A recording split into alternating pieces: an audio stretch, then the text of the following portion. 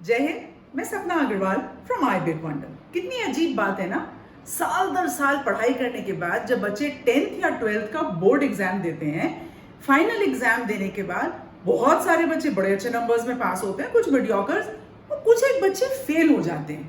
ये किसका फेलियर है? ये बच्चों का फेलियर है, सिस्टम का फेलियर है।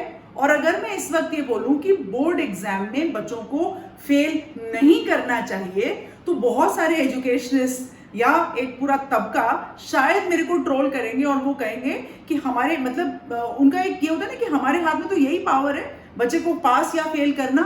उसको पूरे साल पढ़ाया, जब और लोग पढ़ सकते हैं तो इन्होंने क्यों नहीं पढ़ाई करी? ये पढ़ाई करते, ये एग्जाम में लिख के आते तो ये पास हो जाते। तो देखिए, ऐसी बहुत सारी चीजें ना लगातार सुनने के लिए आती है। एक चीज और कि जैसे ही बच्चा बोर्ड क्लास में आते हैं 9th में और 11th में, तो टीचर से कहते हैं बेटा पढ़ाई कर लो, अदरवाइज बोर्ड में मार्क्स नहीं मिलने वाले। तो ये क्या चीज है? फेलियर होना चाहिए या नहीं होना चाहिए, या इस बार बोर्ड में बच्चों का क्या होगा? ये सारी बातें हम डिस्कस करेंगे। आप जल्दी से मेरे वीडियो को लाइक करें, चैनल को सब्सक्राइब करें, लास्ट तक वीडियो देखिएगा और अपने कमेंट जरूर छोड़िएगा।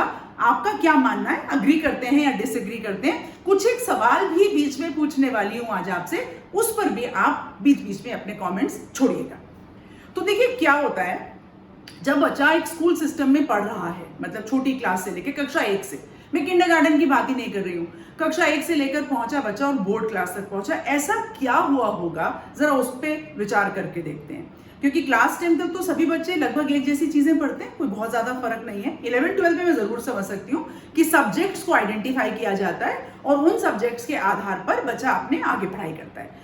तो 10th तक बच्चे ने क्या इतना भी बेस ग्राउंड नहीं बनाया? कौन है यहाँ पर आइडेंटिफाई करने के लिए कि उसको कब रेमेडिएशन चाहिए थी, कब डायग्नोस्टिक अप्रोच चाहिए था, कब उसको करेक्शन करना चाहिए था, कि वो पूरे सिस्टम में आकर, क्योंकि ये बोर्ड रिजल्ट्स पब्लिक होते हैं और इन बोर्ड रिजल्ट्स पे पूरी सोसाइटी एक प्रश्न चिन्ह बनाकर बैठी है, कैसा रहा रिजल्ट। तो बच्चे के साथ एक पीयर प्रेशर भी होता है, साथ ही साथ एक सोसाइटल प्रेशर भी होता है, जहां पर सोसाइटी उसको एक सवाल पूछेगी कि क्यों, जब वो 90% ला सकते हैं तो तुम क्यों नहीं लेकर आए। तो क्या है कि कई बार बहुत सारी चीजें होती, तो ये देखिए सवाल कहां पर गलती रही, क्यों हमने उसको इतना नहीं सिखाया। हम एक्सपीरियंशियल लर्निंग की बात करते हैं, मैं प्रैक्टिकल सब्जेक्ट्स की बात कर लेती हूँ ना आपसे। क्लास 12th के अंदर प्रैक्टिकल सब्जेक्ट्स में भी बच्चों ने मार्क्स गेन नहीं करे। मैं उन बिल्कुल केसेस की बात नहीं कर रही हूं जहां पर मेडिकल रीजन से या लास्ट मोमेंट कोई ट्रेजेडी हो गई उस वजह से, या टोटली बच्चा एब्सेंट रहा और उस वजह से बच्चा इन एब्सेंशिया फेल हुआ है, या किसी, मैं रेगुलर स्कूल आने वाले बच्चों की बात कर रही हूं कि वो बच्चे प्रैक्टिकल में भी मार्क्स नहीं गेन कर पाए। क्योंकि अगर प्रैक्टिकल में मार्क्स गेन कर लें तो रिटन एग्जाम में थोड़े से मार्क क्वालिफाई करके वो जस्ट पास हो सकते हैं। ये एक बहुत बड़ा सवाल है हमारे एजुकेशन सिस्टम पर। मैं खुलकर कहने को तैयार हूं कि बच्चों को फेल नहीं होना चाहिए। एक सवाल साथ के साथ यहां पर आएगा, बहुत सारे लोग बोलेंगे then there will be no fear, then there will be no pressure, और बच्चा बिल्कुल पढ़ाई नहीं करेगा क्योंकि वो पास तो हो ही जाएगा।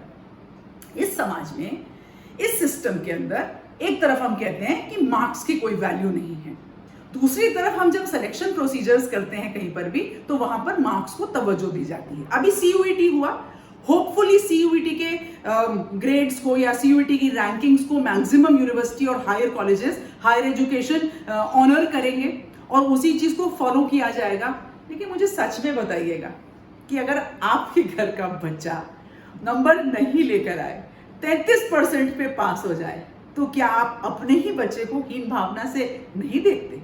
कहीं ना कहीं एक बार बहुत सारे लोग जरूर ये कहते हैं doesn't matter, there are many other things to do, लेकिन बहुत सारे लोग जो मैंने पहले कहा वो करते हैं अपने ही बच्चों के साथ। तो स्कूल टीचर्स, तो एजुकेशन सिस्टम तो सबको पढ़ा रहा है ना, उनको तो वैसे ही कंपैरिजन करना बहुत आसान है जब हम अपने घर में एक या दो बच्चों के साथ ये चीजें कर लेते हैं। It's very important to understand this word fail. ये जो तबका है ना, किसी के ऊपर लेबल जो लगता है ना, खासतौर पे चाइल्डहुड के ऊपर, fail, right, it is actually disastrous. हमें शिक्षाविदों को कुछ ना कुछ ढूंढना पड़ेगा ताकि हम इस सिस्टम को और ज्यादा इंप्रूव कर पाए। जो भी बच्चे बोर्ड एग्जाम्स दे रहे हैं वो अपने एग्जाम्स अच्छे से दें, बहुत अच्छी चीजें लेकर आए। I personally respect all those children, क्योंकि हार्डवर्क करा होता है, जो अच्छे मार्क्स लेकर आते हैं। पता चला आज का वीडियो देखने के बाद लोग बोले सपना मैम आप तो बिल्कुल हमारे को रिस्पेक्ट नहीं करते हैं, प्यार नहीं। मैं बहुत प्यार करती हूँ क्योंकि आपने मेहनत करी है। लेकिन जिस बच्चे को फेल का लेबल दिया जा रहा है उसका रीजन आइडेंटिफाई करना जरूरी है, उसको ये कह देने से पहले। कंपार्टमेंट, 1 महीने के अंदर जो बच्चा साल भर नहीं पढ़ा वो 1 महीना पढ़कर उस एग्जाम को दे देगा, ये तो मतलब एक गाजर लटकाने वाली बात हो गई उस बच्चे के लिए, जिसको वो अचीव भी नहीं शायद कर पाता, क्योंकि कंपार्टमेंट के बाद भी बहुत सारे ऐसे केसेस हुए हैं कि बच्चे को फिर से रीअपियर होना पड़ा और सोसाइटी ने उसको एक अलग भावना से देखा है। क्योंकि हम स्कूल एजुकेशन और कॉम्पिटिटिव एजुकेशन में एक अंतर होता है। स्कूल एजुकेशन एक पाइपलाइन की तरह है जहां पर सब एंट्री लेते हैं, कुछ ना कुछ गेन करते हैं and everybody moves out. Competitive education, मैंने पहले अपने एक वीडियो में कहा था, एक फनल की तरह से होता है जहां पर बहुत सारे लोग बैठते हैं और उसमें से कुछ लोग बाहर निकल कर आते हैं। डिफरेंस को हम समझें, शायद अपने बच्चों के लिए कुछ अच्छा कर पाएंगे। मैं हमेशा कहती हूँ that everybody has a right to say I big wonder। आप मेरे वीडियो को लाइक करें, चैनल को सब्सक्राइब करें, आपके क्या कमेंट्स हैं इस चीज को जरूर छोड़ें। आज के लिए जय हिंद।